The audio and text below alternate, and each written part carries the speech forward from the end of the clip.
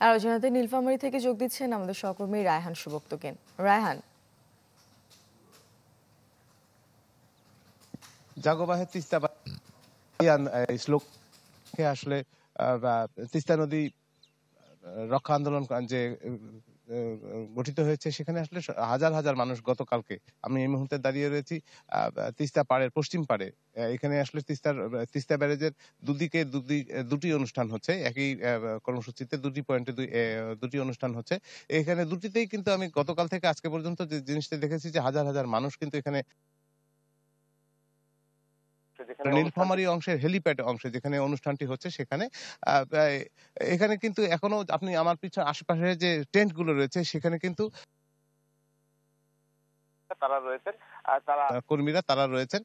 তারা এখানে এখনো অবশ্য তারা ঘুম থেকে উঠতে পারেনি। গতকাল রাত 2টা পর্যন্ত পালা বিভিন্ন নাটক, গান, স্থানীয় ভাওয়াইয়া গানের মাধ্যমে তিস্তা নদীর যে দুঃখ কষ্ট, এই অঞ্চলের মানুষের যে দুঃখ কষ্ট, তিস্তা নদীকে কেন্দ্র করে যে তাদের দুঃখ কষ্ট, সেগুলো তারা প্রচার করেছে। তার সেগুলোর মধ্যে সাধারণ মানুষের স্বতঃস্ফূর্ত অংশগ্রহণ ছিল।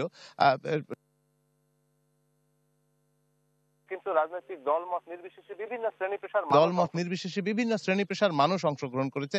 তাদের সঙ্গে কথা বলতে তারা বলেছে যে আসলে রাজনৈতিক দল, রাজনৈতিক সবকিছুর ঊর্ধ্বে উঠে তারা যে তিস্তা নদীতে ন্যায্য হিসাব হলে বারে বারে যে তারা যে সম্পদ সারা বছর সংগ্রহ করে সেটি যে বন্যার সময় ভেসে যায়, খরার মৌসুমে সেটিতে টিকে থাকা যে কষ্টকর হয়ে ওঠে, এখানকার যে মানে জীববৈচিত্র্য সেগুলো যে কিভাবে গিয়ে নাগরিক জায়গায় মজদুরির কাজ করতে বাধ্য হচ্ছে, সেই জায়গাগুলো কিন্তু তারা স্পষ্ট করে বলেছে। যারা অংশগ্রহণ করেছে গান নাটকে যেমন হয়েছে, যারা এখানে দেখতে এসেছে, দর্শক শ্রোতা যারা এসেছে, তারাও কিন্তু এরকমটা বলছে।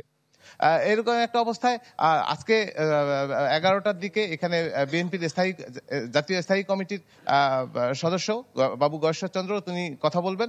কথা আছে যে সন্ধ্যা 7টা নাগাদ এখানে বিএনপির মহাসচিব তিনি কথা বলবেন এবং এইসবের কিছুর মধ্য দিয়ে কিন্তু আজকে রাত 2টা পর্যন্ত এই অনুষ্ঠান চলবে।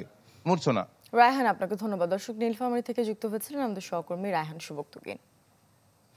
শিয়া বাটার ও ভিটামিন ই সমৃদ্ধ lily glam beauty soap. Lily, always beautiful.